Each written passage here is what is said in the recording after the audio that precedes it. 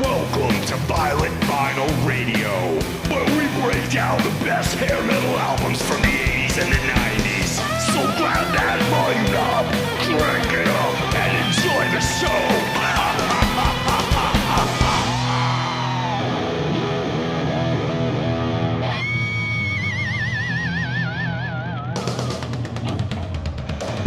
Showtime.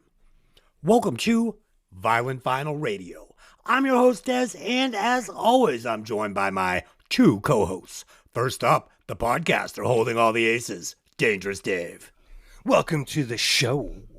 And last but not least, the podcaster who likes the dark side of the beat, Lisa.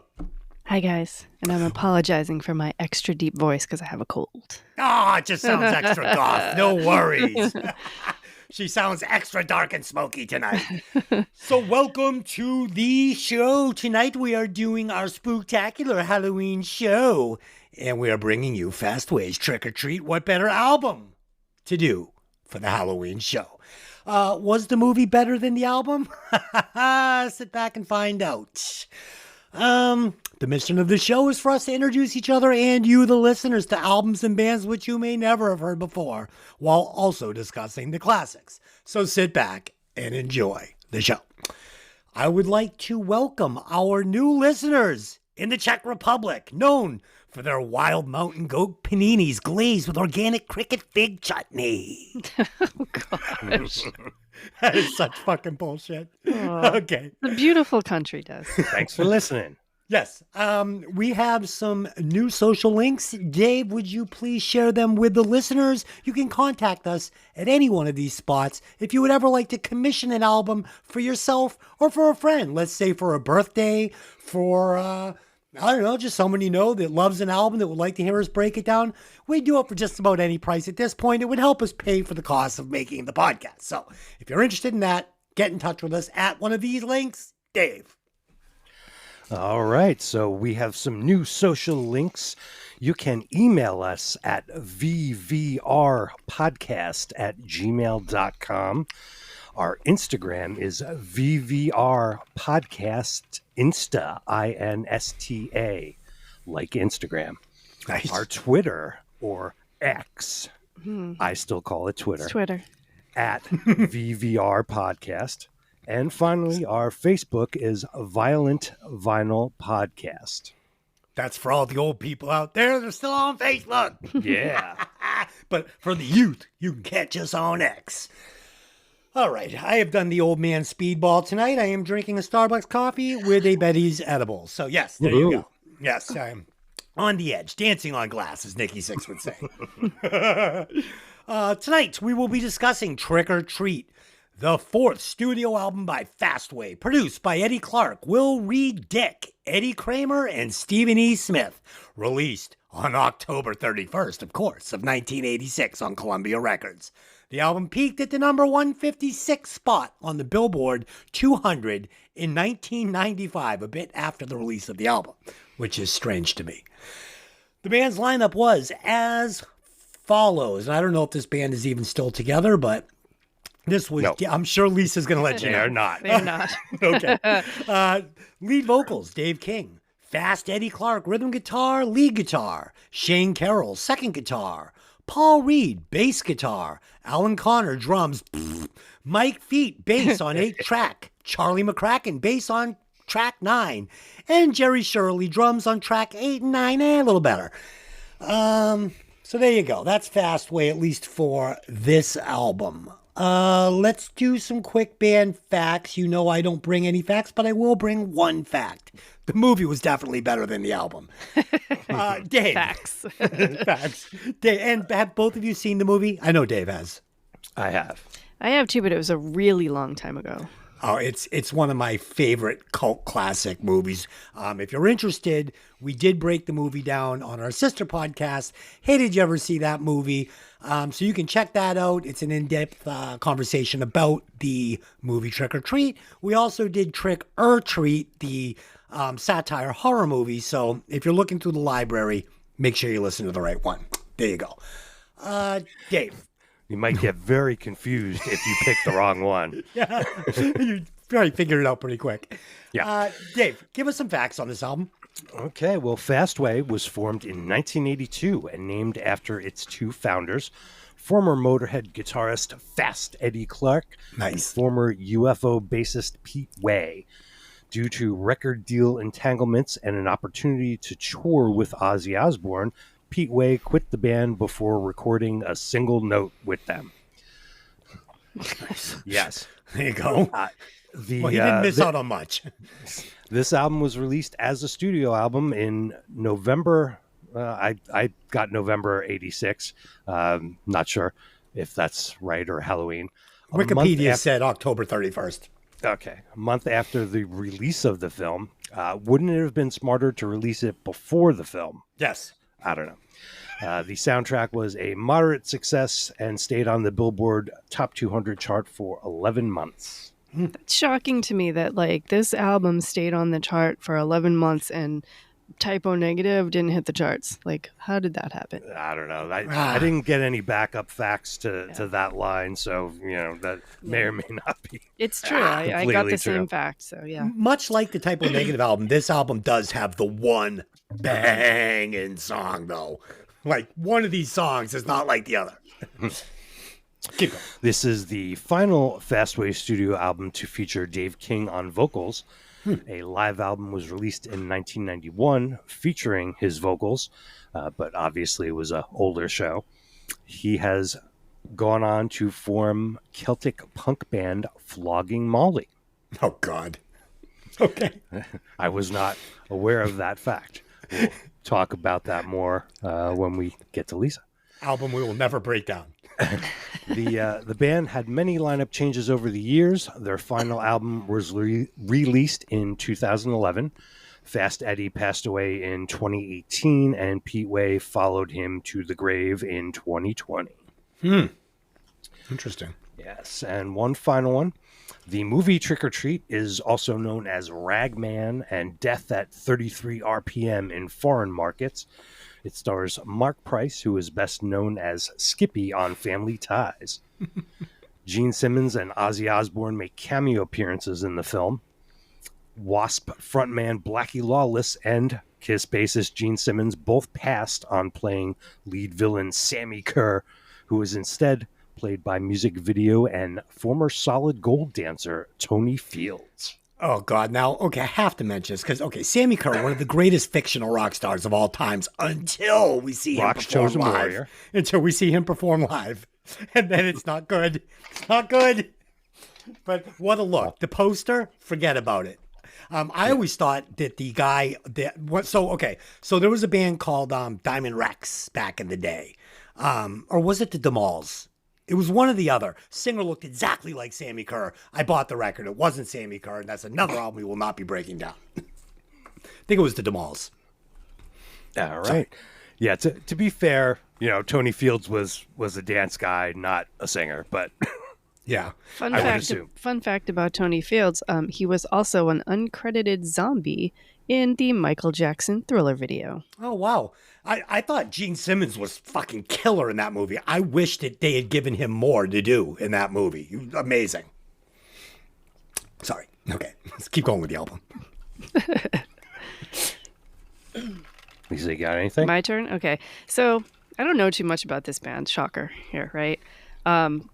The only thing I found out was that they named their band after the two members, and then one of them left, and they kept the silly name. And I feel like, I don't know, I don't like this name. I don't know what it is about the name I don't like. Fastway, it just doesn't speak to me. It's like not flashy. I don't know what it is. I like the name. Really, I don't like it. I feel like if they had a different name even, it would have been a little bit better. It's weird. It's a weird name, and it's not even spelled correctly. It's like got it spelled all in one word. Isn't that off? Yeah, it's a little strange. Yeah. The band basically had like 12 bass players, and like the drummer left, and like this guy left, and then they after this album they reformed like 19 times and created all these random records. It was almost like it was 12 different bands along its history. It was extremely confusing to me, even more so than any of the other bands that we've talked about that have switched up members. This one seemed like the band was just like regurgitating the name because they had some success with it at some point. Once. Yeah, like once, Yeah. like, oh, we can use it, like we can play at the state fair because we have an album, but it's 6 new guys. So, However, they still have had less members than LA Guns. oh, all right, fair. Isn't like fair. Quiet Riot like they're like a cover band now that it says they're the real band? Yeah. Like Zero one- non-original, Yeah, zero no. original members. That's Okay, crazy to me. That's crazy to me. Yeah. That sucks. I don't want that. You know, we're going to get into this, though, how this band, in my opinion, their shink in their armor was they had no identity and never really figured out Yeah. what they wanted to be or who they were. Yeah, I have no memory of them at all. I couldn't conjure a picture of them in my head. They were a complete blank to me, despite the importance of the movie, as a cult classic, and it was just gone. Dave King obviously being the exception because he went on to form Flogging Molly, which is a very successful Irish punk band. Now, I've only seen Flogging Molly maybe one time, maybe twice, and completely by accident, just being at a festival that they happened to be playing at, so it wasn't like I was aiming to see them. They're an interesting band though. His Dave King's wife Bridget is also in the band. She plays Bridget Reagan. She plays violin, tin whistle, and she's also a singer. The band is known for hosting the Salty Dog Cruises. I don't know if you guys have heard this. So it's a annual Caribbean cruise where they bring a bunch of punk and sort of folk punk bands, into the cruise and people go. And it's been a pretty big deal. And they've been doing it for years. I believe 2015 was the first year. So I looked at this year's lineup. 2025. 2025 Salty Dog Cruises sold out in December 2023. That's how popular it was. Wow. Yep. And they had a pretty interesting lineup. So former lineup members include like Rancid and Offspring and Pennywise, some pretty recognizable punk bands. This year, I didn't see a lot of big names other than Flogging Molly, but I found a really interesting Japanese Irish punk band, no joke, an Irish punk band from Japan named the Cherry Cokes, right? Which they have this crazy look and they play original Celtic instruments to like punk music, and they have these like colorful videos. You have to go check them out. They're just it's crazy looking. What's it called again? The Cherry Cokes. A band from Japan. Yep. And they are playing on the 2025 Salty Dog Cruise. I'll check that out tonight on YouTube. It's out there. You can watch it. It's on. Yeah. They have lots of videos on YouTube. Big hair. And some of the videos have like an 80s look. They're really fun. So it's not like a glam rock band. It's not a traditional rock band. Something very different and interesting and cool. And they've been around for a long time. So they have a lot of music out. So cool. Go ahead. I was just going to say, in case anybody missed it, Lisa has seen Flogging Molly twice. Yeah, okay? twice. Yeah. Okay. And honestly, by accident, because I think one time I was walking through a festival on the Boston Common and they were playing with like a punk festival. It was just a random like walk by. Yeah. So Still I don't funny. know. Yeah, Still funny. not You've seen purposely. them. I don't dislike them. I mean, of course, I'm Irish heritage. I love the old instruments, things like that. It's just not really my scene, but I wouldn't turn the channel, I think, if they were on. So Cool. So Fast Eddie Clark, the main fact I found out about him is that on his death in 2018, he was actually the last surviving member of Motorhead. So I didn't know that. So now, all the members of Motorhead have passed. There's not a lot of bands like that where every single member is gone. So that was an interesting fact. He had a solo album in 1994 called It Ain't Over Till It's Over. Which over. so now it's definitely over. But it's a mashup of Motorhead and Fastway. Ooh, interesting. I know. What does that sound like? Exactly. Very strange. Now here's an interesting thing. I think the rest of the guys in the band are actually ghosts, because I looked up Shane Carroll, Paul Reed, Alan Connor, and I tried to find them doing anything else related to music, and there is nothing about any of them. The only difference, the only possibility I could find is that there is a mention of an Alan Connor playing drums in a band called Vinyl Williams, which is a shoegaze band out of LA. No idea if it's the same guy, but it is the only fun fact I could find from any of those three guys. So it's just a bunch of ghosts, basically. Yeah, because it really doesn't matter. Yeah. I think they named their boss Drum Machine. Yeah. Right? Yeah. Like, Oh, shit. Let's name the drum machine Alan Connor. yeah. The drums on this album are leave something to be desired. Let's just say. Well, it makes sense if he's playing shoegaze now. So Right. There you go. All right. So is that that's what we all got? I've got. Yeah. All right. It's going to be a quicker show than usual. I said to Delin, I said, this is going to be a short show. So I'll be back down shortly. We need a Okay. short show. Yes. So let's do some quick opening thoughts on this one. I have never been a big Fastway fan, but I am a huge fan of the movie. So I was basically familiar with the bright spots on the album, if you will.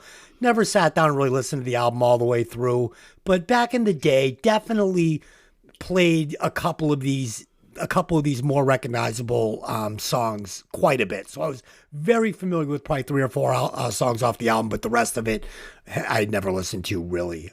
Dave, were you familiar with the album before we picked it?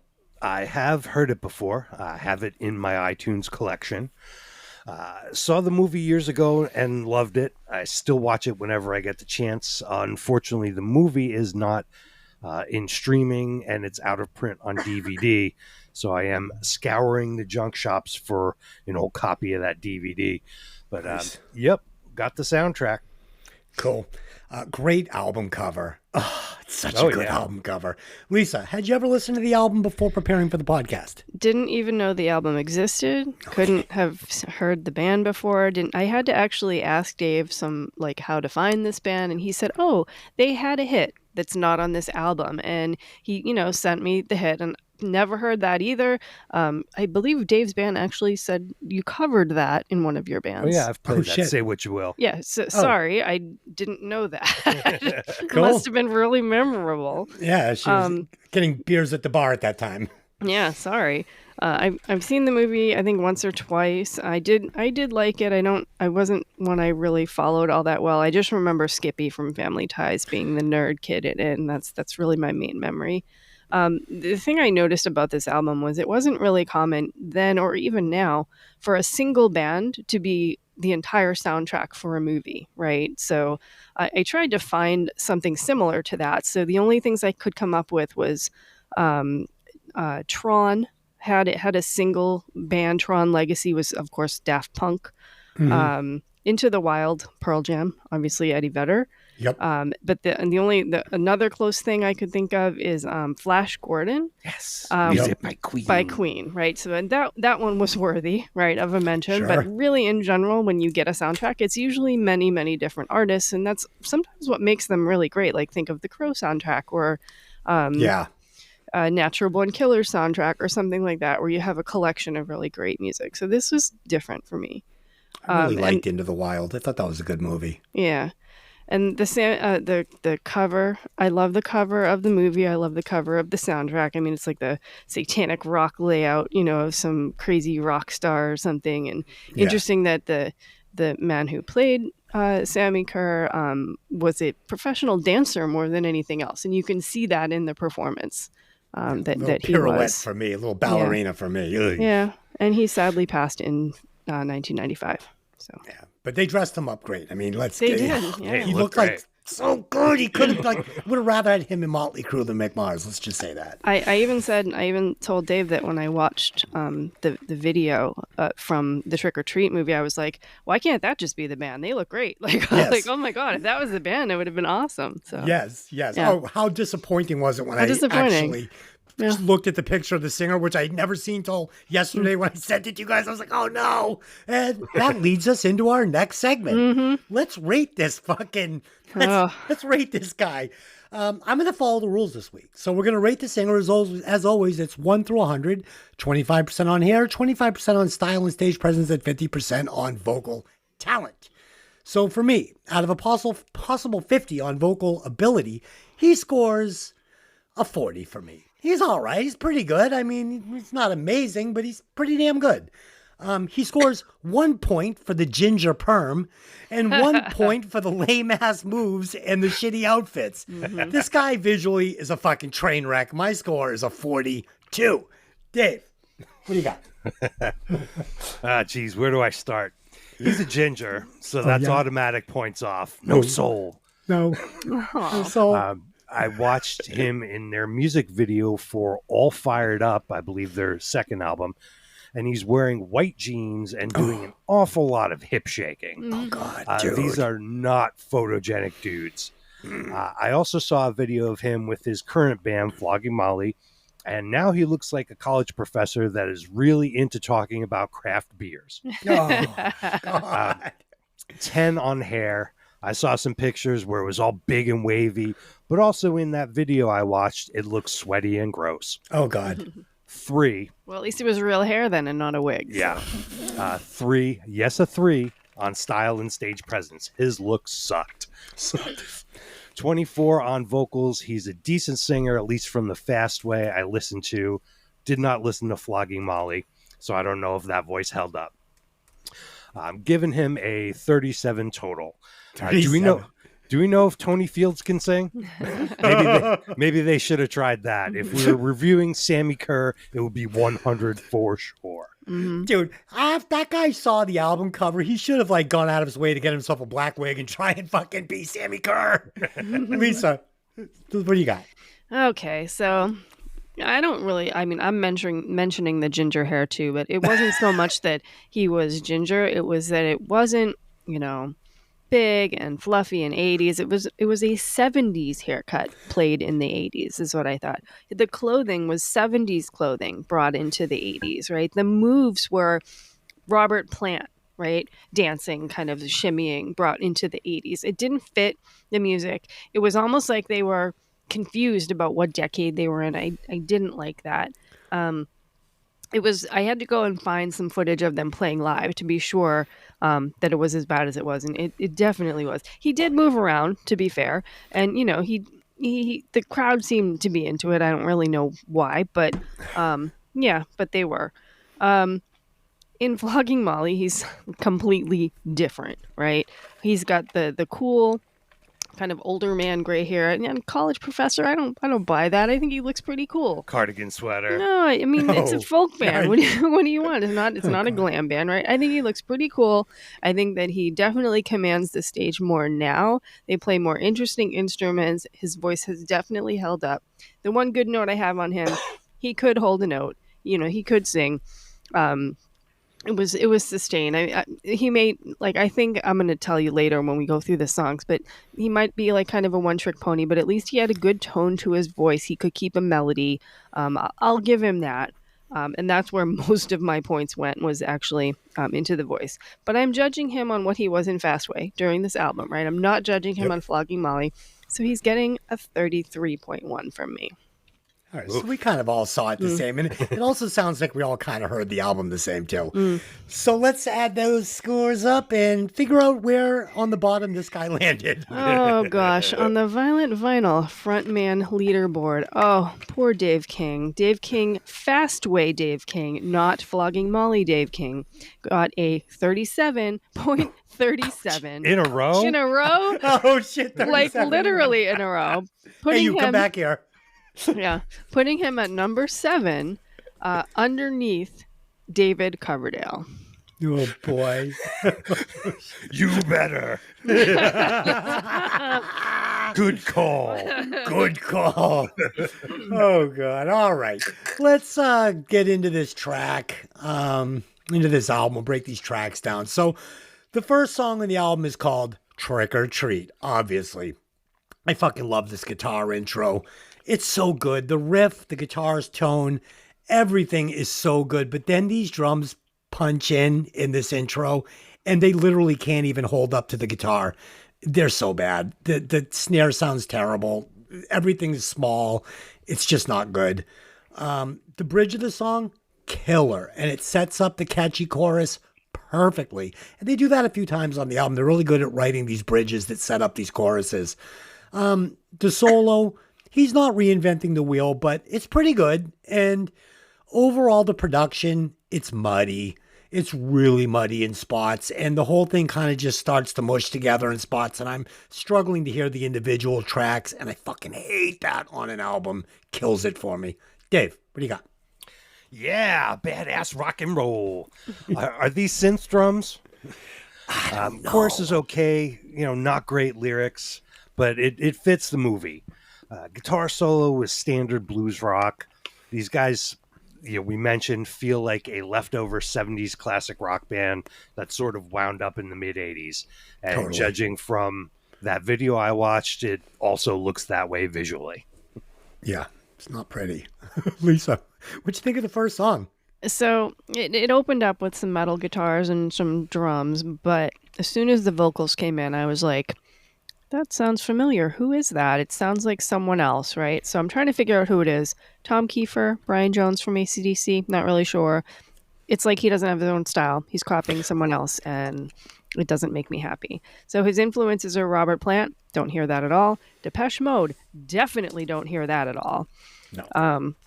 It's not doesn't sound very original to me. The chorus is very 80s and kind of boring. Let's rock and we're gonna rock it all night. No, I don't need any of that here.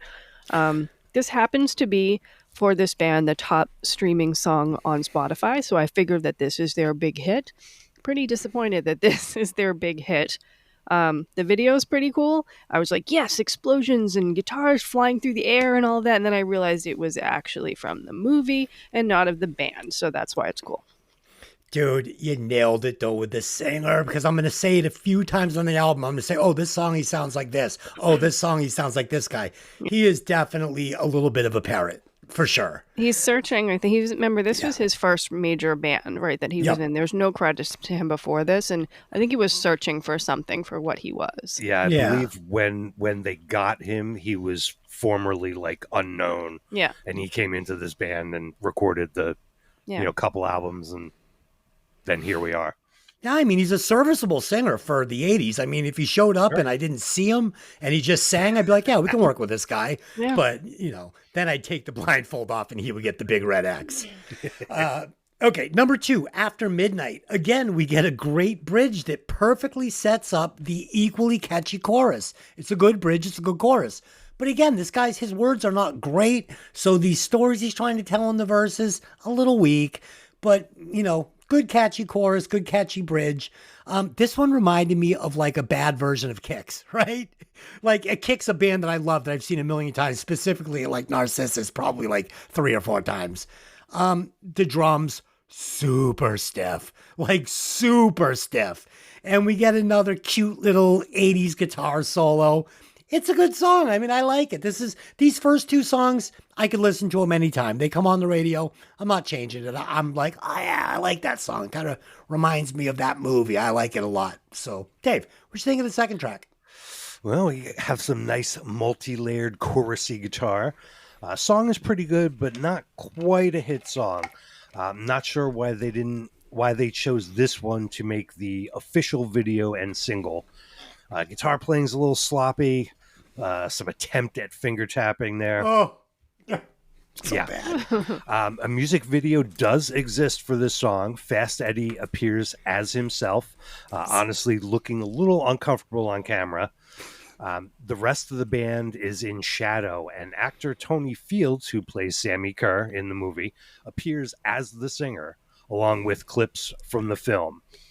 Due to copyright issues, no full copy currently appears on YouTube. But here's a pro tip for you. If you go to archive.org and type in MTV New Video Hour with VJ Martha Quinn 1986, you can find it and watch it like I did. That's cool. Or Dave, don't. Tell me this doesn't stink of a really good 70s guitar player that tried to cram for the test to become an 80s shredder. Oh, yeah. Just exactly what happened. Yeah, because he like I kept feeling like I feel like I'm listening to a really good guitar player, but but just a guy doing like something he's not comfortable doing. Like didn't sound like it didn't sound like he sucked by any means. It just sounded like a guy that was like a fish out of water a little bit. Oh, yeah. Lisa, what'd you think of this one? Second track. Oh, it's so generic. The opening's generic. There's like a screech vocal. There's nothing unique about this melody. Very dated, very silly. The lyrics at least had a little more meat to them than the first song, which is nice. Still not great. It sounded a little bit like Cinderella to me. You said Kix. I'm going to say Cinderella. Okay. Not just the vocals this time, though. Like the whole song structure and everything sounded a little Cinderella-ish. And it's funny you said that about the guitar solo. I am not a guitarist and don't understand any of this. But I said, wow, that sounds really messy. So you said sloppy, messy, and that's exactly what I heard. His voice still had a nice tone to it, but so far, the first two songs, everything sounded exactly the same for him. So Oh my God. Well, if this is starting off rocky for you, then I don't even want to know what's going to happen after the Fast Five. The finger tapping thing, I fucking hate finger tapping anyway. Like, I've only heard it done like maybe twice where I liked it, like Crazy Train and maybe like an Eddie Van Halen, like Eruption or something, and maybe Beat It. Besides that, I don't want to hear this shit. And when it's done like this, it's like fingers on a fucking chalkboard. It's like, no, don't do that. Don't do that. Track number 3. Very few guys can pull it off well. Yeah. Jesus, don't pull it off, even if you can do it well. Track number 3, Don't Stop the Fight. So again, the third intro with this great guitar, right? I love this guitar. You get the one guitar on the left, and then you get that little picking thing, guitar lick over the top of it. I really like it a lot. But when the drums kick in during the intro part, I'm expecting this guitar player to start ripping a solo here. And he doesn't. He backs off and does this like 70s, like nothing lick. And it's a total missed opportunity. It doesn't work at all. And quite honestly, for a 70s retread band, it's amazing how metal they actually made this album sound. Like kudos for actually making a metal album, because these guys were not equipped to do this.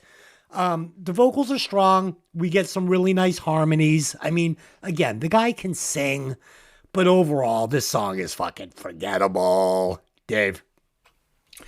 Well, this one sounds like a Rat song to me. Another pretty good chorus. These guys are at like 70% with these songs so far. Mm-hmm. If they had brought in a really good producer or a song doctor like Desmond Child, they could have really gotten over the top with these tunes. A little harmony in the guitar solo was fun, but just a little too simple. And the bass was really boring. Oh, so boring. Thump, thump, thump, thump, thump. And being locked into those drums is just like, oh God, no, don't do it. Yeah. You really, a lot of these songs felt like they needed to go back into the oven. They were kind of amateur arrangements. They had a lot of like that local garage band feel to them, with like great parts that never fell into place correctly. Mm-hmm. I'm with you. I think a few of these songs with the right producer could have been really good. Lisa, track 3.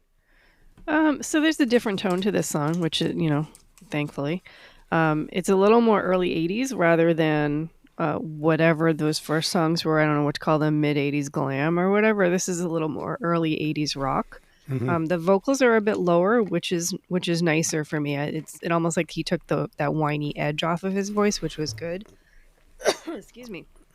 I feel a bit like about this song like I feel about Is This Love by Whitesnake. It's a song that probably is too late, like it should have been a 70s song rather than an 80s song. Yep.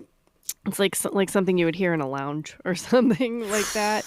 Which, you know what, maybe that's good for a soundtrack, because I could see this playing behind something interesting going on the screen would have probably been pretty good, right?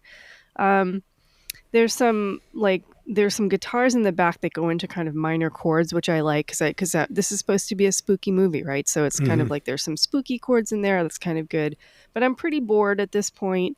Although if I was watching the movie, I probably wouldn't notice that. The saving grace of all of this is that the songs are very short. Yeah, good ear on that for not a player, because there definitely is a minor chord that he's playing in the rhythm. Yeah. And it stands out. I mean, it's actually pretty cool because it almost sounds almost off, right? Yeah, that's a good thing maybe for a spooky song, right? Yeah. You want it to sound a little off. So yeah, it stood out though. I definitely heard that as well. Track 4, this is what I came for, people, okay? This is one of those songs like Black Number 9. This is one of those ones that I can listen to literally 100 times in a row and never get bored of it. This fucking intro, this guitar intro at the beginning, this is one of the greatest hair metal guitar intros ever recorded, in my opinion. Oh, I fucking love this. It's so fucking dirty. I just couldn't love it anymore. I love the vocals. I like the lyrics a lot. The bass is okay on this album. It's boring, but I mean, it's okay. for this song, I mean, you get the part, Dave, you were just saying, it's just a dum, dum, dum, but it works, right? But again, the drums just sound weird to me. I mean, are these real drums? I don't know. If somebody told me that they were not and they were like a Lind, programmed drum machine, it wouldn't surprise me at all. I really like the breakdown and the super melodic solo. It's a killer song. I hate the fade out, but I mean, I remember I'm going through this in my head, and I can see these scenes from the movie as it's going on, and I think that definitely added to the charm for me. It's definitely one of those things that's a little bit, it's from my past, so it feels good. Dave. Yeah, so I wonder if this lyric influenced the band from Rockstar in 2001, Steel Dragon, Stand Up and Shout. Total, dude. Yeah, yes. Yeah, it did. Do we need to talk about my extreme obsession with Steel Dragon? Oh, we can. Let's not. Dude, me too. Me too. The little club be like, are you fucking watching Steel Dragon? I'm like, yes, I am. Yep, love them. So cool. So yeah, back to the soundtrack song. Great groove and feel on this one. It was used well in the movie. This is the song I think of when I think about the movie. Little breakdown before the guitar solo with some synth and samples. I thought the guitar solo was a little boring, and then we had some more synth drum fills. So yeah, I don't know if that was a machine or drum triggers or. I don't know what's going on there.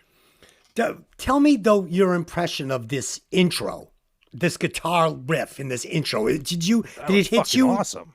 Okay, so you hear what I'm hearing, right? Like, badass. Oh, yeah. Okay. Yeah, that's the best part of the whole album. The whole of everything, of hair metal in general.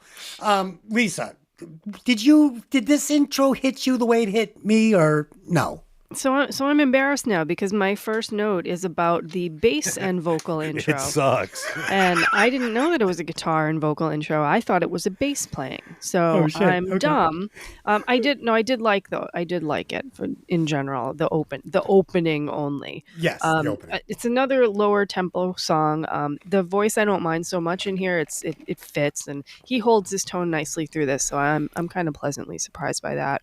The lyrics are completely empty, and they just keep getting emptier the further we get into the it's really bad. There's nothing to any of the verses.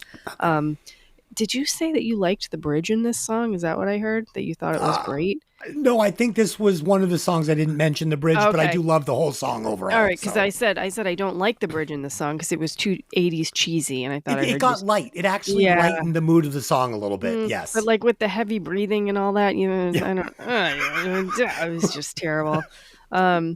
Boring guitar solo here. I think you guys are mentioning this as something that you remember from the scenes in the movie. Now, my note is this is probably background to a scene in the movie, but for me, the song doesn't hold on its own for someone who doesn't have those memories in their head. Yes. So. Yeah, no, this album is way better if you're listening to it with the visuals of the movie. It just works much better.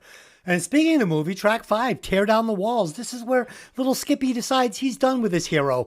And, again, another good intro.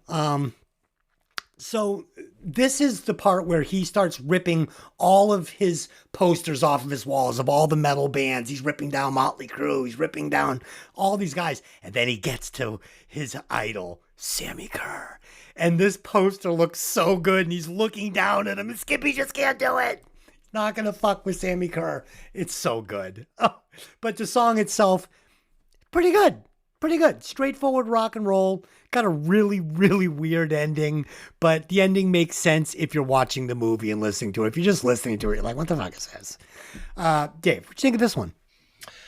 Yeah, I didn't connect it to a certain scene, so I didn't, have that information that you were just telling me, but that makes more sense. A little creepy synth madness here. The song kicks in, and it's a pretty good riff and chorus, and then more synth stuff. This may have worked for the movie, but as a song, it was a bad tease. I want to hear the rest of that song. Yes. They should have built it out into an entire song and then cut it down as they needed to. In a 2012 interview with teethofthedivine.com, Fast Eddie said it was already known that singer Dave King was leaving the band, and they did this last album before his departure. They did receive some basic guidance from the director for mood and tempo while writing the material. He claims to be pleased with the results and adds, quote, "We didn't get too emotionally involved in the tracks." Well, that explains a lot then, doesn't it? Well, I was trying to think about that too. If I was writing an album for a movie and they were like, and you're watching the movie kind of, because I'm sure they got to see it while they were kind of trying to put this together, because you've got to time match all of this stuff. And, they're like, here he's going to be looking up at the poster and, can you add some breathing? So I can't hold them completely responsible for these weird arrangements, because I guess you got to kind of like fuck with the arrangements a little bit to make it match the movie. So I'm going to give them a pass on some of the rookie arrangements. Lisa, what'd you think of this one? So my initial thought was, the beginning, it's like industrial, like Tron intro, some synth, or maybe it's a sound check gone wrong. I wasn't really sure what was happening there. But I wanted more of that, right? I want them to continue that. I'm expecting a really heavy kind of drop, right? Like a drop into the song. And it just goes into this awful 80s soft riff, right? Like, where did the other song go? Because that's the song I want to hear. We had opposite reactions to this. Exactly. Because I want the beginning. I want the industrial synth song. I like the middle part. Yeah, no, that was You got your peanut butter in my chocolate. Oh, God. Oh, shit. Yep. And the song is really short, right? It's like 2 minutes or something like that. I almost thought of it as like a quote-unquote interlude or something like you would find on a Jane's Addiction album or a Typo Negative album that was like not really a song. And like this basically doesn't go anywhere for me, right? It just kind of ends. I was thinking it's kind of, but it's more, like on Jane's Addiction, there's purpose to these kind of interruptions, right? But to me, it just sounded like it was a mistake and there was nothing like redeeming or artistic about it. But then my last comment is maybe I would understand the song more if I could remember how it fit into the movie, right? Dude, because you said that scene was really important in the movie and he's ripping down the posters, and I'm thinking, okay, now maybe if I remembered that scene and could fit that together, I may have liked this a little bit more. But I did like the beginning, like industrial part. Yeah, you take an interlude like Up the Beach and it brings me to tears. Right. It moves my soul. There's nothing like that going on in this album. I was disappointed. I had such high hopes for this one. I really did. And I put the album on and I was like, oh no. Okay. So that ends side A. We're going to do a Fast Five tonight. I've put together a lovely little Fast Five for all of your entertainment, and here it is. The Fast Five this week is front row tickets, a time machine, and a +1 guest. Okay? So I'm going to give you a show. The show is going to be supporting an album in a year, and you're going to get to take one guest with you. I will tell you who the guest is, and you will tell me which pair of tickets you would choose. Number one is Skid Row, 1989. Nikki Sixx is your +1 guest. Or Motley Crue, Shout at the Devil, 1983, with Sebastian Bach as your guest. Okay, Dave, who are you going with and where are you going? I'm going to do the Motley Crue show because I missed them. I was too little. And, while Sebastian has, his personal issues, I think, he'd probably be, fun to party with and hang out and, sort of cheerlead the, the rocking and rolling. So it would probably be a good time. It was funny because I ran this Fast Five past the Lynn and she's like, wow, having the guest one really changes which show I would see.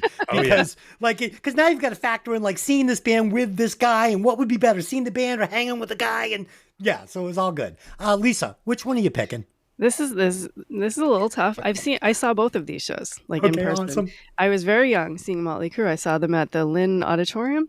Oh, yeah. Back in '83. It was pretty crazy. Cool. I was a kid, like real little then.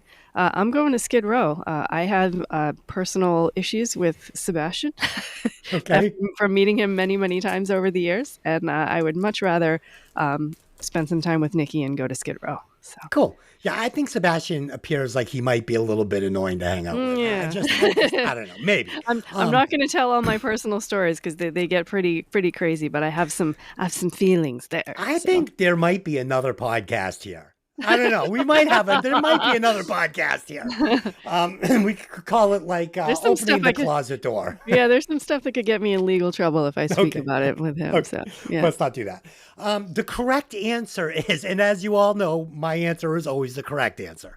The correct answer is going to see Motley Crue Shout at the Devil with Sebastian Bach. Because I too never saw Shout at the Devil. And it's one of the concerts that I truly, because I was old enough to see it, truly, I guess I would have been 13, 14, but I truly regret not seeing that tour. And those guys were dumb for not doing it a couple of times. Like, you don't put on the spandex striped suit from that.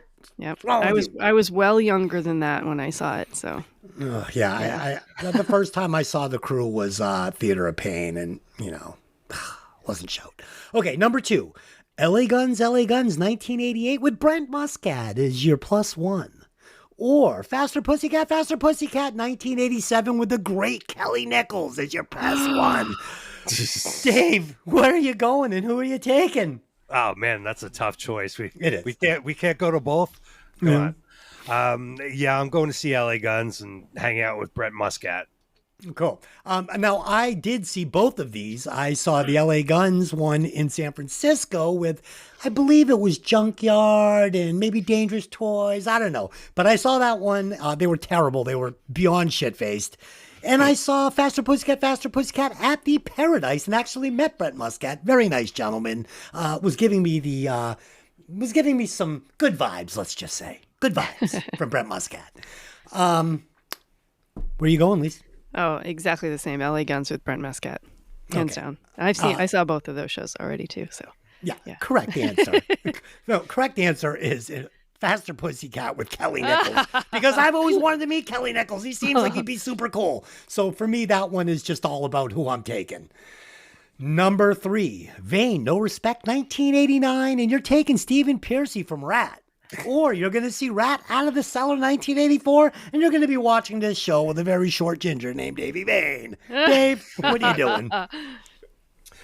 Oh, man. Well, that's... I think I'm going to go see Rat and hang out with Davey Vain, because I saw Rat much later, but, I actually just saw Vain, like, last week. Talk about it. Even though it wasn't back in the day, but... Talk about it. I missed the show. How was it? It was one of the best shows I've ever seen, ever. So how many times have you seen him? Only a handful. A handful. He even made the surprising announcement that I wasn't even aware of, that it was their first show in New England in 30 years. Wow. I did not know that. When I saw them West Coast. So, and I haven't seen them recently. I can't go on the cruises. I get seasick. They were absolutely incredible. I planted myself right up in the front with a friend of mine named Megan, who actually travels to see the band all over the world. She has a vein tattoo on her arm. She's super cool. And we just planted ourselves there for, the opening bands to make sure we had our spot. And Delana was literally right in front of me, and I took tons of video. It's all on my Instagram for anyone that wants to see it. They were perfection. Delana is like one of the most underrated guitarists in the industry. She was, it was mind-blowing just watching her play. It was absolute perfection. She was playing a EVH guitar through one of her third power amps, which, was why I stood on that side of the stage, because I said, this is Delana's side. I'm going to stand over here. Nice. Davey's voice still holds up. He still has his bare feet. Nice. It was most of the original band. Ashley on bass, right? And yep. Yeah, it was absolutely incredible. They sounded perfect.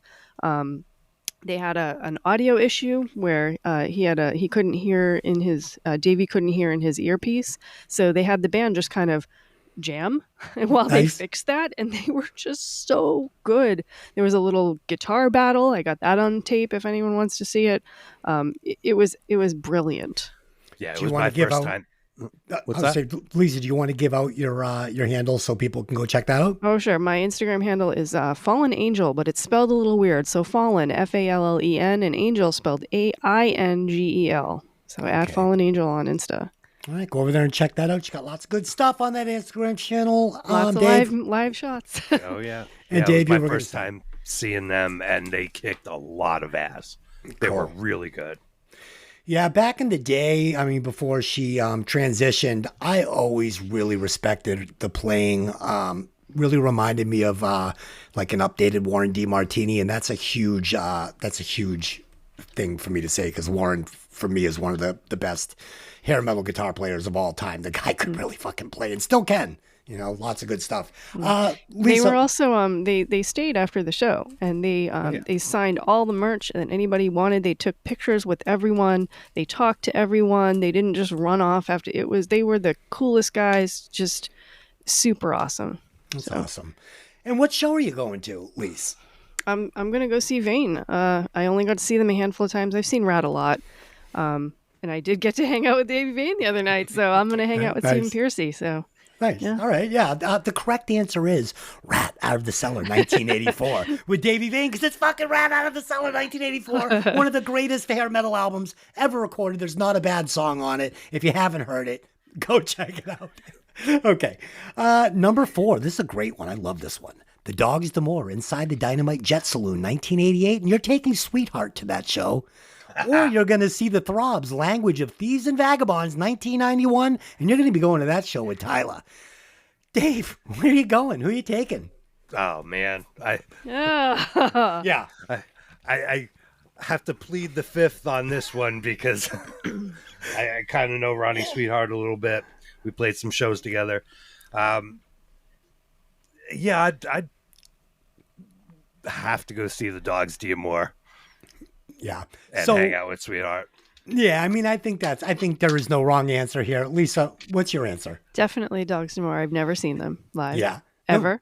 Well, It's amazing. I have seen the Throbs. There's one. And I did hang out with Danny from the Throbs when he was playing. Was he playing with Faster Pussycat? I think. Yes. Yeah, and he was absolute riot. That guy was just. We laughed for hours before the show, so he was cool. But I This- need to see Dogs D'Amour.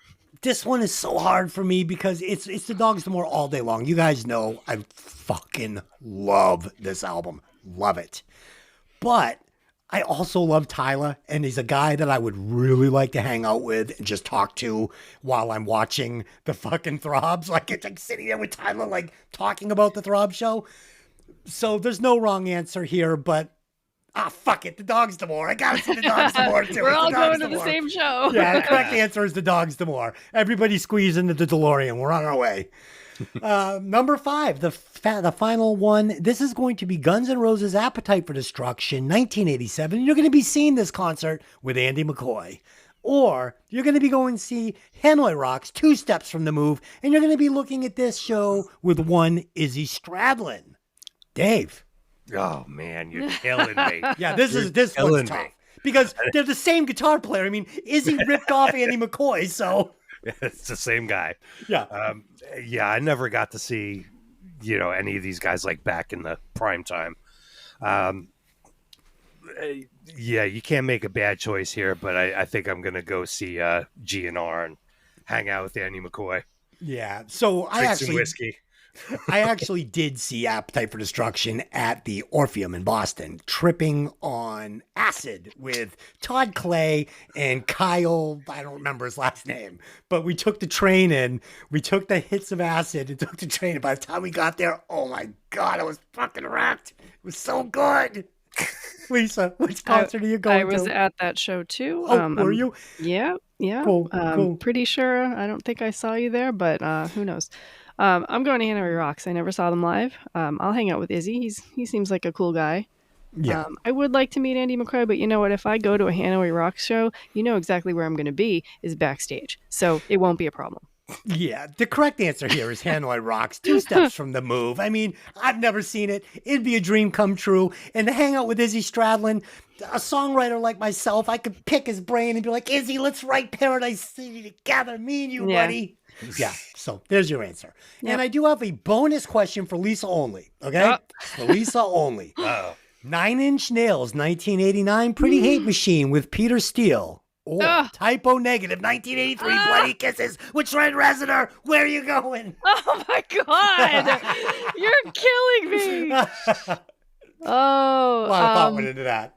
I mean, I saw both of the shows, but oh my God, I want to hang out with both of them. I'm going to see 9 Inch Nails and hanging out with Peter Steele. Okay, awesome. Yeah. There you go. Perfect. Because you might still be able to get that opportunity since Trent's alive. So there you Yeah, go. exactly. Okay, There's great no fast other five. ways. Great Fast Five. I got them all right, just in case you're keeping score. All right, back to this album. What a letdown after all that fun. Track number 6, Get Tough. I'll make it quick. The production on this sucks ass. Once the tune kicks in, it's okay. I don't like all the vocal rhymes in the first verse. The words night, sight, fight, they don't go together, all jammed together. Did not work for me. Chorus is pretty good. The song overall, it reminds me of a Tesla song, like a really bad rip-off of a Tesla song. The arrangement gets super weird. The drums aren't great. There's just fucking unbelievably wonky, weird cowbell. I had to rewind it. I'm like, what is this? I laughed out loud when the solo swooshed from my left ear to my right ear. And spoiler alert, the rest of this album is dog shit. Dave. Spooky opening with guitar and synth. The song kicks in and it's a little generic. Oh boy, get tough. This boy's had enough. Oh, God. They could have really butched up these lyrics a little. Yeah, whoa. Guitar solo is actually pretty good in this one, but really abrupt ending. They just kind of stop. Yeah, it's a weird... weird ending. Lisa, what'd you think of this gem? We picked the same horrible lyrics for this one. So I was like, oh, finally a song that starts like a horror movie song should start, right? It had a good spooky, doomy metal guitars and like some sound effects and that. And then the real song comes in and I'm once again disappointed. This boy's had enough. It's time to get tough. Is that seriously? Somebody wrote that down on paper. Like, bad. really? So This bad. is brutal. Brutal. I'm trying to look at this song as if it was written for the movie. I'm trying to do that. And then I was like, oh my God, Get Tough, Cry Tough from Poison. Nothing like that. Like, Cry Tough was a great song. This is a terrible song. Shouldn't even be in the ballpark. There's a little cowbell in there. Did you notice that? So that's not so bad. Yeah. Talked about it. It was insane. Yeah. And some sloppy tapping again on the guitar. I heard that. Yeah. Yeah. Pretty terrible. So. Track number 7. I don't even want to talk about this one. Hold on to the night. Production is fucking terrible. Song starts with so much reverb. It's like it's a crime against reverb. It's terrible. The only part I like is the bridge. The band does write some pretty good bridges, but it was not even remotely enough to save this fucking train wreck, Dave. Radar Love ripoff is what I'm hearing. Yes. Yeah, the vocal melody in the pre-chorus is good.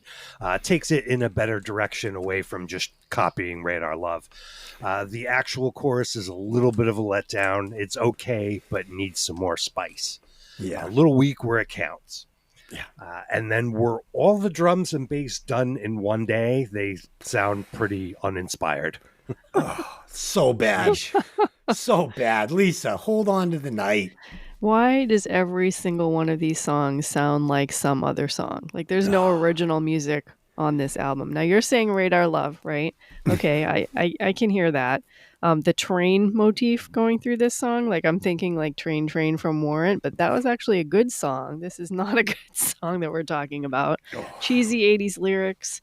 The funny thing about this is I think another band could have taken these lyrics and made a better song with them. You know, like a different song, but the same lyrics. That would have worked out. I heard, I'm going to make you mad a bit here, Des. I heard a little Pretty Boy Floyd in this song. Perfect.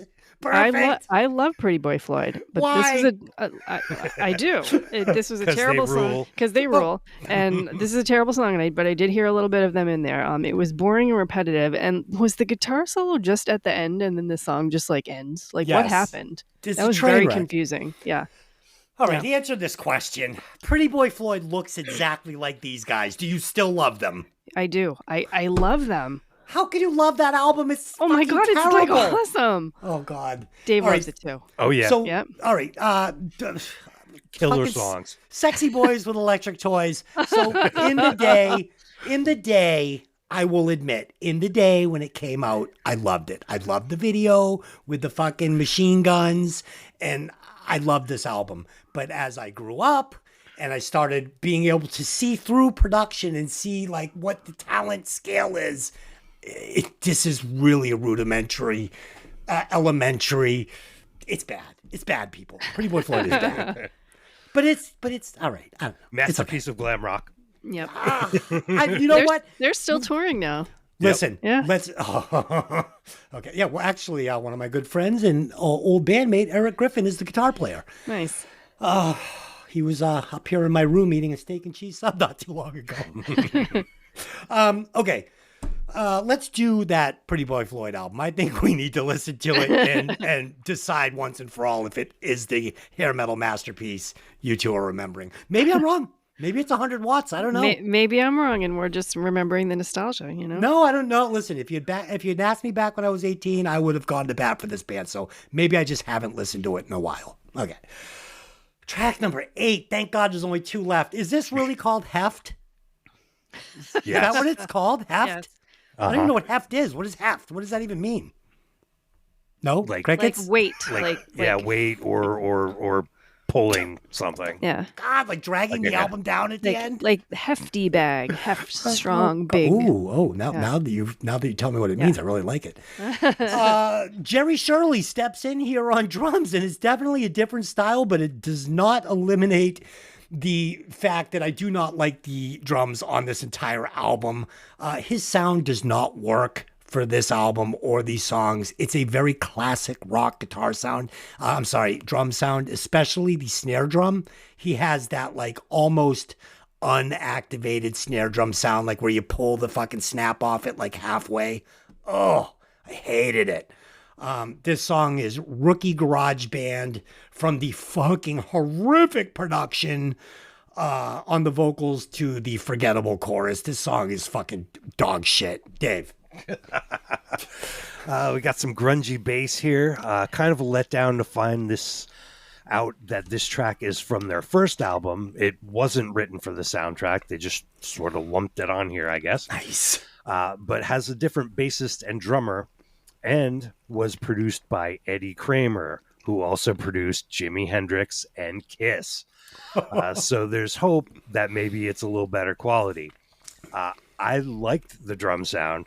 I thought the drum tone was great. Maybe it was so much better than the previous songs that it skewed my my perception or something. But I thought the drum tone here murdered the previous tracks. Unfortunately, the songwriting is not great on this one. I thought it was a mess. I thought the drum execution murdered the rest of the songs. Like, this guy was a way better player, but it went from a super heavy hitting metal album to something that sounded a little bit more late 70s rock and roll. Didn't work for the album, but yeah, definitely a better drummer. It was a completely different kind of tone, but Yeah, I thought it was way better than the It was. boss It was. drum machine tone that they had on It was. the other drums. It actually sounded like somebody was playing the drums. I'll give you that. Yeah. Lisa, what'd you think? Wow, we're going to disagree on this one completely. I loved the opening of this song, and when the vocals came in, it was just the right amount of high-pitched screeching. The lyrics were not totally horrible like the rest of the album. Suicide of the First Division, found dead with a noose wrapped around your head. No one cared to raise an eye. Don't it make you want to scream? Scream till they cry. Come on, that's perfect for a horror movie, right? Like, not horrible. It was a little bluesy, a little gritty, a little sleazy, a little punk. I liked the jam kind of ending with the like the guitar, I don't want to call it a solo, like the improv that was going through the ending, and you could hear the cymbals, you could hear the drums. It was the longest song on the album, and I was thankful that this was the longest song because it wasn't absolutely terrible. If they did all the songs in the album like this, I would have liked this album a lot more. I feel like I need to go back and listen to the song again. I didn't hear any of that. Oh, shit. Okay. Track, I think I just checked out by now.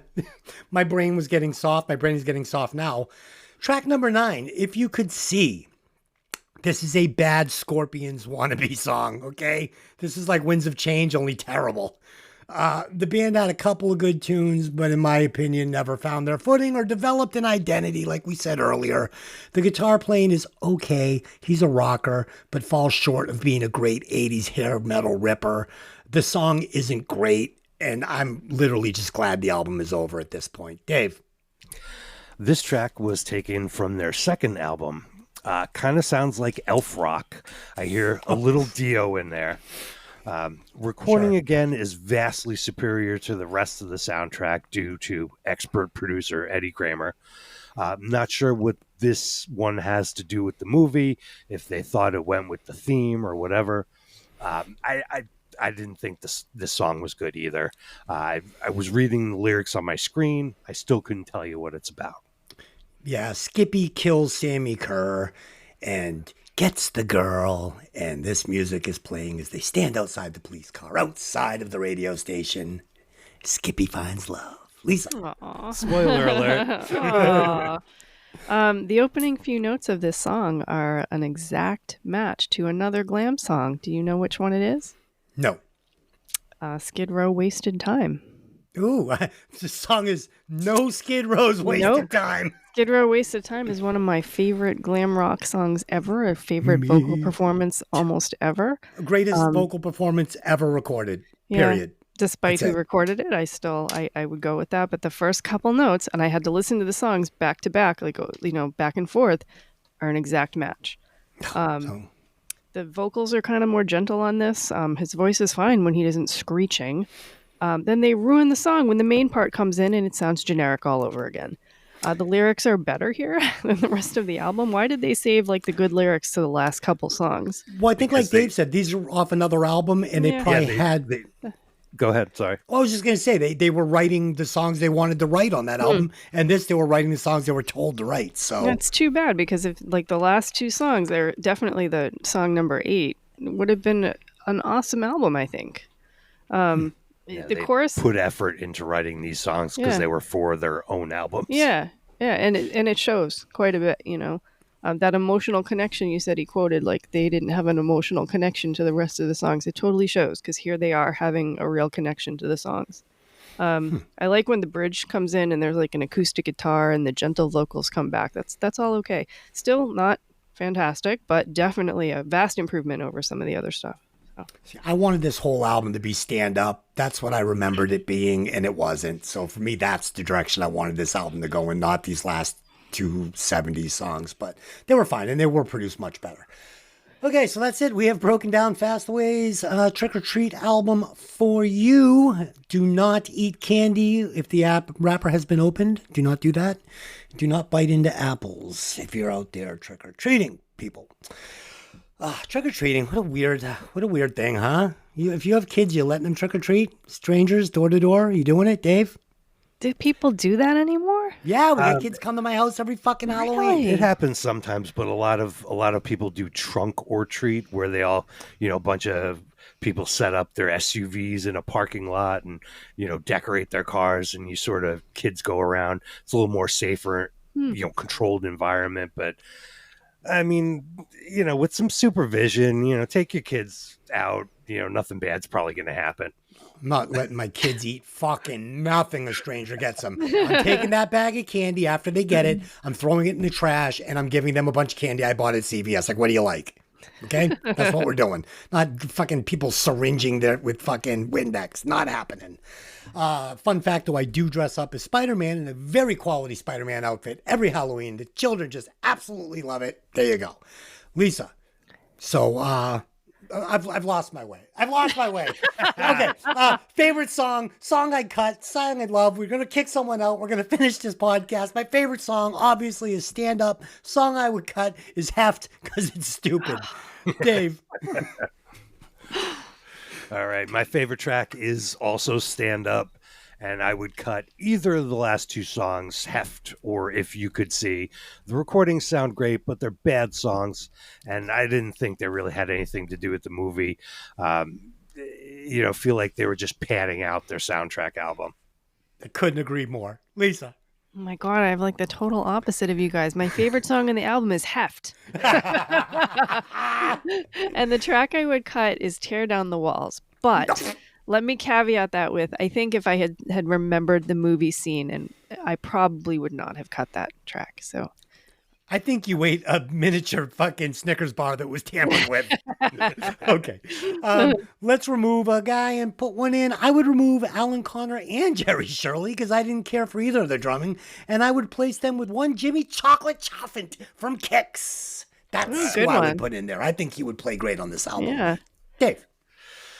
Well, there's problems here. I'm replacing the whole band.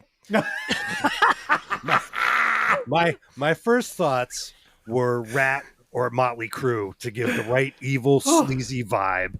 But by 1986, they were both much too big to do a soundtrack for a cheap slasher movie. A band who was still the right amount of underground at this time, plus the talent to kick this soundtrack into overdrive, would be Kicks. Oh, how funny. So we heard it the exact same. Exactly who I thought of. That's fucking awesome. That's awesome. We've done it because me and Dave have done a zillion shows together now. Lisa, let's do it. What do you got? All right. Different path. I'm replacing Dave King. And I'm replacing him with a man with much more vocal range and can hit the high notes and sustain the voice and is less screechy. Don Dokken. Because let's face it, Dream Warriors is the only glam metal song from a horror movie that matters. Okay, so Don Dokken, all right? We have to just discuss it quickly. Don Dokken, as much as I love Dokken, I like Dokken. I mean, it's vanilla. It's a bowl of vanilla ice cream, but I've always loved it. The man does not have a strong voice. He just doesn't. He struggles through every movie single voice. Yeah, he struggles through every album. This guy is a way better singer than Don Dokken, way better. And I feel like they told him to metal it up for the album. I feel like this guy's got a way better voice than we're hearing on this record. But nice anyway. Nice picks, listen to some Flogging Molly, and you'll see how his voice has matured. It's much could nice. be. I heard after he quit Fastway, he did more of a radio friendly like rock pop kind of band. But also for soundtrack metal, you're forgetting "Love Kills" by the Vinnie Vincent Invasion. Okay, that one's come good on. too. Yeah. That is trash. That one's good too. No. Yeah, that's great. Vinnie Vincent. Oh, I love Vinnie Vincent Invasion. I would literally break my toilet trying to flush that CD. Okay. So let's do some final thoughts. We'll score and we'll move on with our lives. This album has a couple of gems on it. Stand Up is a 100-watt song, period. But overall, the album has terrible production. Stiff, unimaginative, wonky sounding drums, decent guitar work, boring bass. It's full of forgettable songs with weird arrangements. The vocal charm starts to wear out by the halfway point on the album where I'm sick of this guy screaming. For me, it's pushing. I want to give my score last. Dave, what do you got? Ah, that's not fair. Come on. I want to feel the temperature in the room. I know where I'm at. All right. So maybe unfairly, my enjoyment of this soundtrack is directly tied to how much I like the movie and how badass Sammy Kerr is. For that reason, it gets leeway that it normally wouldn't if I'm, just listening to it and saying, "Hey, this is great." But as I said, there's problems. Again, 70s band, I could have used a little more flash. And I feel like they really kind of phoned it in writing this soundtrack. If they had just tried a little harder, it could be aces. It's mercifully short at 34 minutes, but the nostalgia factor of being a teenage metalhead in the 80s kind of hides the cracks in the pavement, so to speak. Yeah. It fell short of its potential, like me, So yeah, my score is 62.5. All right, this is awesome. Can you guys see my score there? It was a 65.01. We heard it the same. Oh, no. 65.01 for me. Uh-oh. 65.01. Okay. Yes. Yeah. Lisa, Uh-oh. Uh-oh. what do you got? So 2. yeah. So now that I've heard this all the way through, I feel like I would have liked this better if I had more attachment to the movie. And fair enough that I don't, and I think that's where a lot of the meaning of the songs and maybe the nostalgia was completely lost on me, right? The band itself just feels like they crawled out of the 70s and didn't quite make it to the 80s. You know how when we talked about Whitesnake and they kind of dressed up as a glam band and became like they were a 70s band. They dressed up as a glam band. It was a costume they put on. They felt a little uncomfortable, but they had some big freaking talent. In that Glam band. drag. Glam drag. Yeah, but they had some big talent in that band, and it eventually worked for them better than it did Fastway. I feel like Fastway came out of the 70s. They didn't quite make it into the 80s. They tried really hard.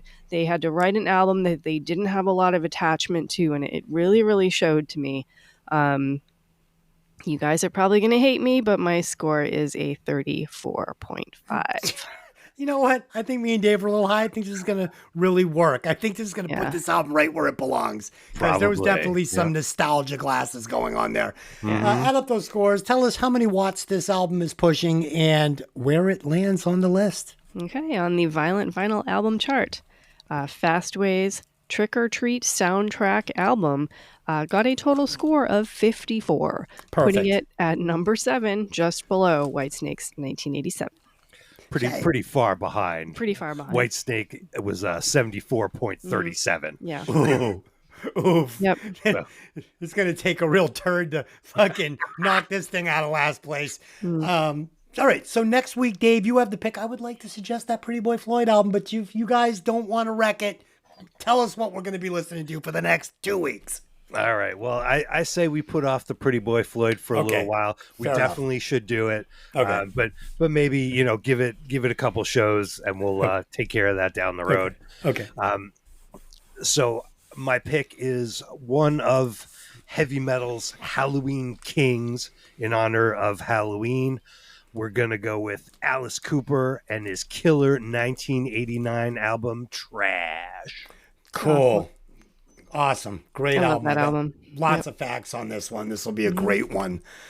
We will be doing the Rocky Horror Picture Show on Hey, Did You Ever See That Movie this week for our Halloween show. And we will be doing it with 3 past Shadowcast members from the Boston Shadowcast of Rocky Horror Picture Show. We'll be doing it with Eddie, Magenta, and what's the main character's female's name? Janet. Yes. So we will have the 3 actors that played those characters in the Boston Rocky Horror Picture Show. And Dave, you have been invited onto the show as you did do behind the curtain work for those productions. Did you not? Sure did. You did. So that's up to you. If you want to join the show, you're more than welcome to do it. I think we're going to be doing it either Saturday or Sunday night. You let me know. No pressure either way. So there you go. So until next time, take those albums out of the sleeve and let the music breathe. See you later.